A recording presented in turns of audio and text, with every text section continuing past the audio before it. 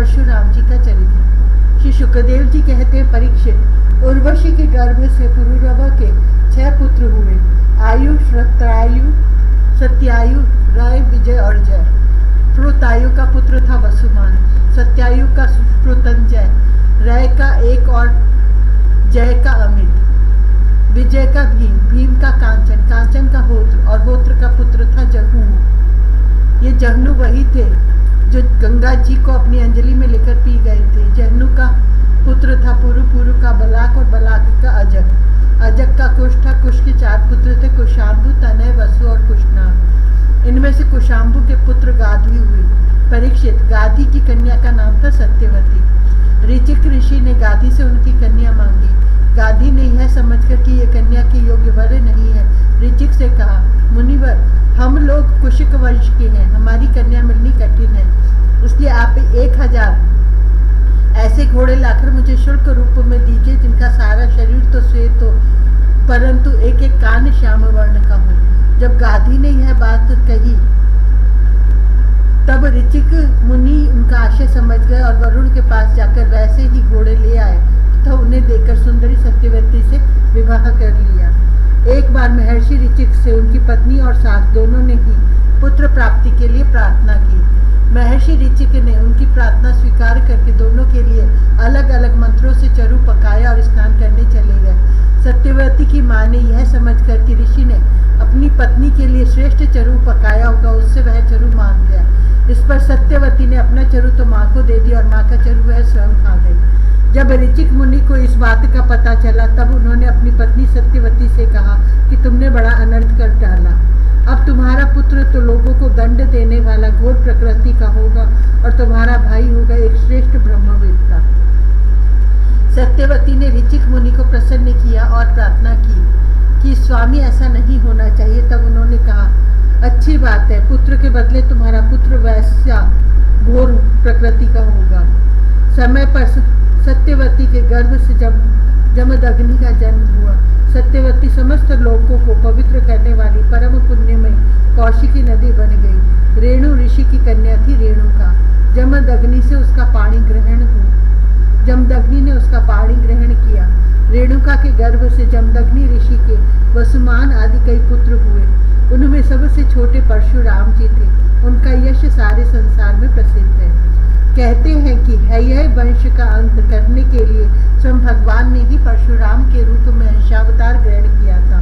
उन्होंने इस पृथ्वी को 21 बार क्षत्रियहीन कर दिया। यद्यपि क्षत्रियों ने उनका थोड़ा सा ही अपराध किया था, फिर भी वे लोग बड़े दुष्ट, ब्राह्मणों के अभक्त, रजोगुणी और विशेष करके तमोगुणी हो रहे थे। यही कारण था कि वे पृथ्वी के भार हो गए थे और इसी के फल स्वरूप भगवान परशुराम ने उनका नाश करके पृथ्वी का भार उतार दिया।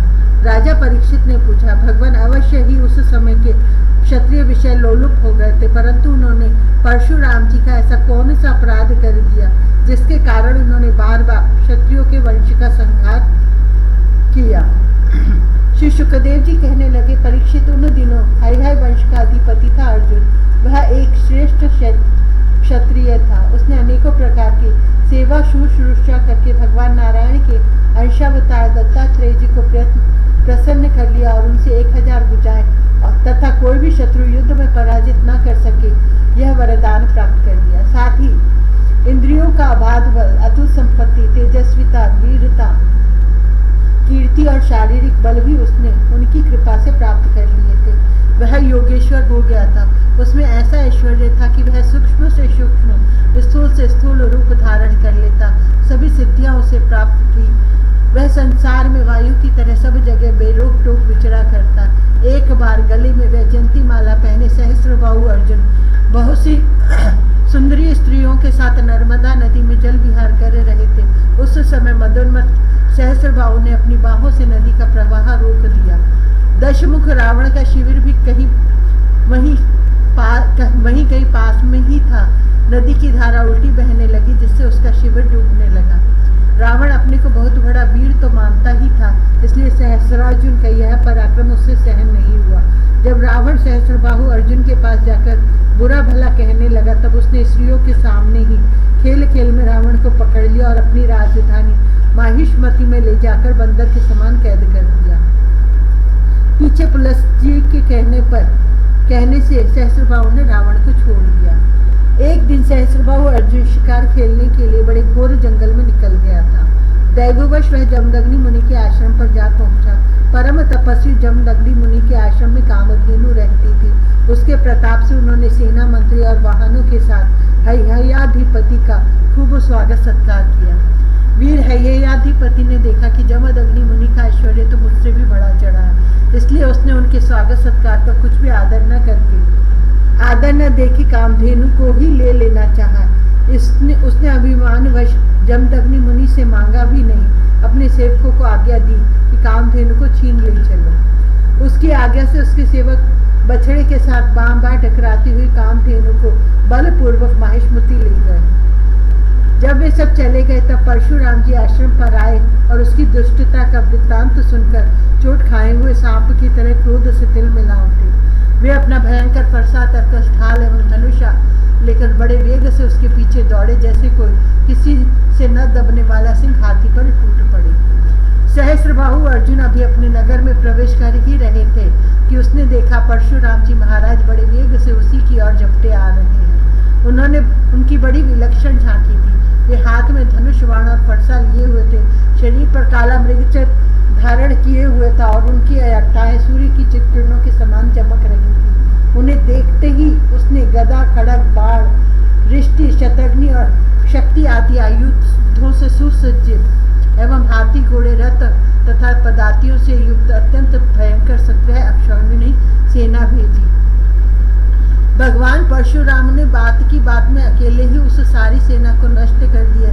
भगवान परशुराम जी की गति मन और वायु के समान थी। बस वे शत्रु की सेना काटते ही जा रहे थे। जहाँ जहाँ वे अपने फरसे का प्रहार करते, वहाँ वहाँ सारथी और वाहनों के साथ बड़े बड़े वीरों की बाहें, जांघें और कंधे कट कट कर पृथ्वी पर गिरते जाते थे।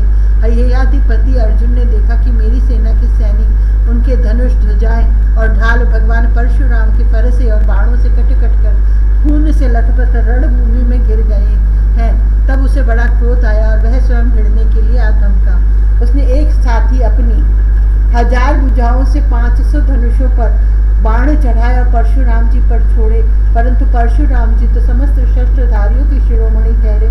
उन्होंने अपने एक धनुष पर छोड़े हुए बाणों से ही एक साथ सबको काट डाला। अब हैहयाधिपति अपने हाथों से पहाड़ और पेड़ उखाड़कर बड़े वेग से युद्ध भूमि में परशुराम जी की ओर झपटा, परंतु परशुराम जी ने अपनी तीखी धार वाले फरसे से बड़ी फुर्ती के साथ उसकी सांपों के समान भुजाओं को काट डाला। जब उसकी बाहें कट गई तब उन्होंने पहाड़ की चोटी की तरह उसका ऊंचा सिर धड़ से अलग कर दिया। पिता के मर जाने पर उसके 10,000 लड़के डरकर भाग गए। परीक्षित, विपक्षी वीरों के नाशक परशुराम जी ने बछड़े के साथ कामधेनु लौटा ली। वह बहुत ही दुखी हो रही थी। उन्होंने उसे अपने आश्रम पर लाकर पिताजी को सौंप दिया और माहिष्मति में सहस्त्रबाहु ने तथा उन्होंने जो कुछ किया था सब अपने पिताजी तथा भाइयों को कह सुनाया। यह सब सुनकर जमदग्नि मुनि ने कहा, हाय हाय परशुराम, तुमने बड़ा पाप किया। राम राम, तुम बड़े वीर हो, परंतु सर्वदेवमय नरदेव का तुमने व्यर्थ ही वध किया। बेटा, हम लोग ब्राह्मण हैं, क्षमा के प्रभाव से ही हम संसार में पूजनीय हुए हैं। और तो क्या, तो सबके दादा ब्रह्मा जी भी क्षमा के बल से ही ब्रह्म पद को प्राप्त हुए हैं। ब्राह्मणों की शोभा क्षमा के द्वारा ही सूर्य की प्रभा के समान चमक उठती है। सर्वशक्तिमान भगवान श्री हरि भी क्षमावानों पर ही शीघ्र प्रसन्न होते हैं। बेटा, सार्वभौम राजा का वध ब्राह्मण की हत्या से भी बढ़कर है। जाओ, भगवान का स्मरण करते हुए तीर्थों का सेवन करके अपने पापों को धो डालो। 16वां अध्याय, परशुराम जी के द्वारा क्षत्रिय संहार और विश्वामित्र जी के वंश की कथा। श्री सुखदेव जी कहते हैं, परीक्षित, अपने पिता की यह शिक्षा भगवान परशुराम ने जो आज्ञा कहकर स्वीकार की, उसके बाद वे 1 वर्ष तक तीर्थ यात्रा करके अपने आश्रम पर लौट आए। एक दिन की बात है, परशुराम जी की माता रेणुका गंगा तट पर गई हुई थी। वहां उन्होंने देखा कि गंधर्वराज चित्ररथ कमलों की माला पहने अप्सराओं के साथ विहार कर रहा है। वे जल लाने के लिए नदी तट पर गई थी, परंतु वहां जल क्रीड़ा करते हुए गंधर्व को देखने लगी और पतिदेव के हवन का समय हो गया इस बात को भूल गई। उनका मन कुछ कुछ चित्ररथ की ओर खिंच भी गया था। हवन का समय बीत गया यह जानकर वे महर्षि जमदग्नि के शाप से भयभीत हो गई और तुरंत वहां से आश्रम पर चली आई। वहां जल का कलश महर्षि के सामने रखकर हाथ जोड़ खड़ी हो गई। जमदग्नि मुनि ने अपनी पत्नी का मानसिक व्यभिचार जान लिया और क्रोध करके कहा, मेरे पुत्रों, इस पापिनी को मार डालो।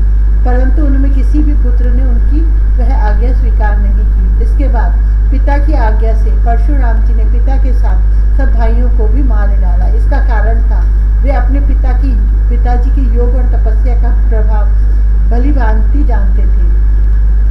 परशुराम जी के इस काम से सत्यवती नंदन महर्षि जमदग्नि बहुत प्रसन्न हुए और उन्होंने कहा, बेटा तुम्हारी जो इच्छा हो वर मांग लो। परशुराम जी ने कहा, पिताजी, मेरी माता और सब भाई जीवित हो जाए और उन्हें इस बात की याद न रहे कि मैंने उन्हें मारा था।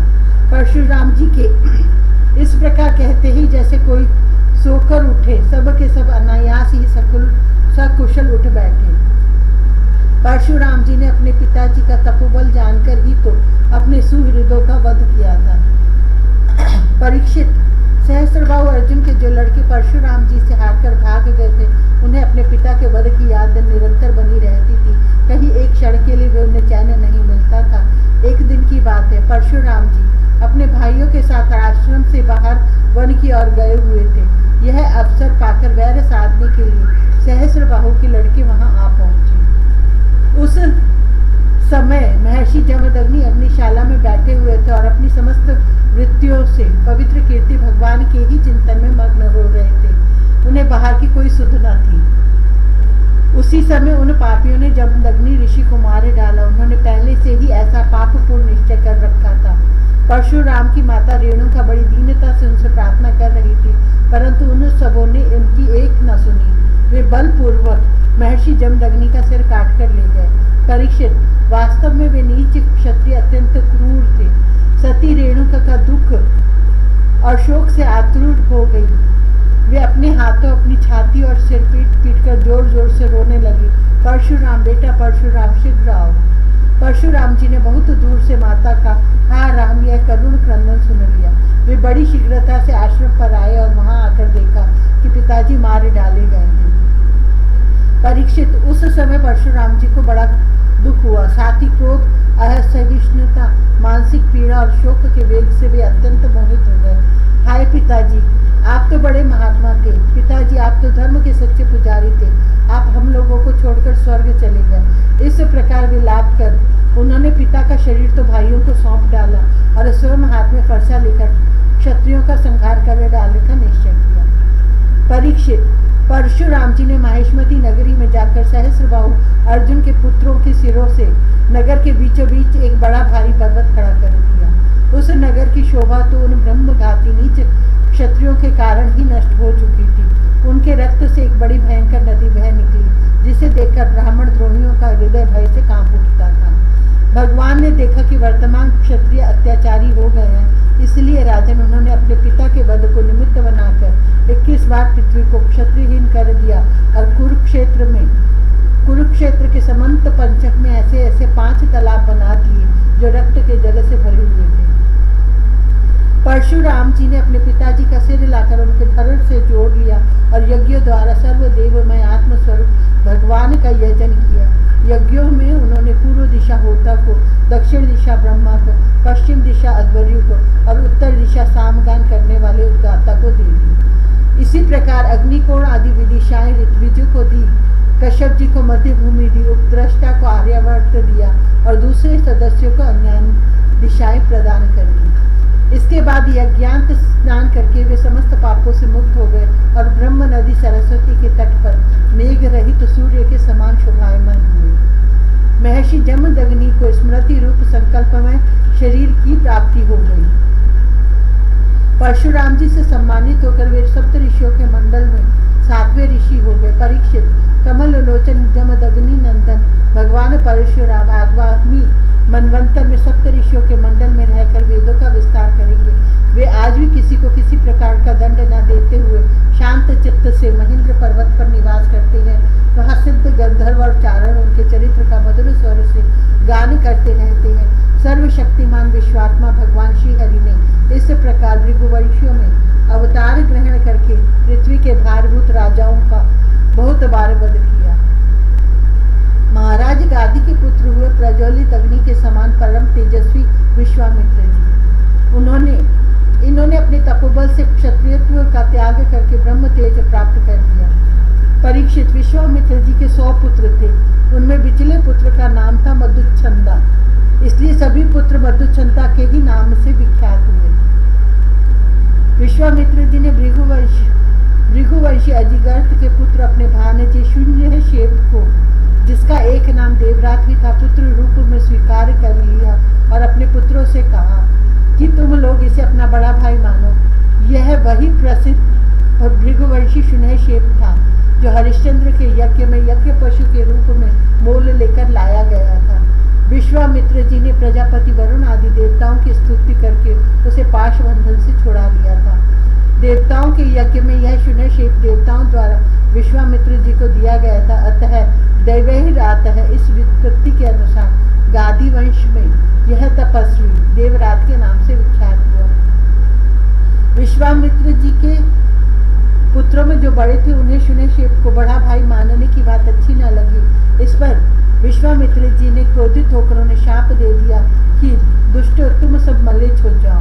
इस प्रकार जब 49 भाई मलेच्छ हो गए तब विश्वामित्र जी के बिचले पुत्र मधुच्छंदा ने अपने से छोटे 50 भाइयों के साथ कहा, पिताजी आप हम लोगों को जो आज्ञा करते हैं हम उसका पालन करने के लिए तैयार हैं।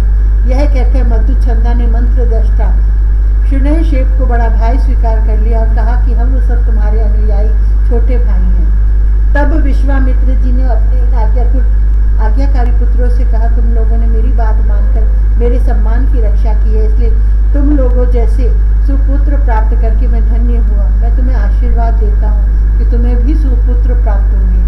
मेरे प्यारे पुत्रों, यह देवराज शून्यशेप भी तुम्हारे ही गोत्र का है, तुम लोग इसकी आज्ञा में रहना। परीक्षित विश्वामित्र जी के अष्टक, हारित, जय और क्रतुमान आदि और भी पुत्र थे। इस प्रकार विश्वामित्र जी की संतानों से कौशिक गोत्र में कई भेद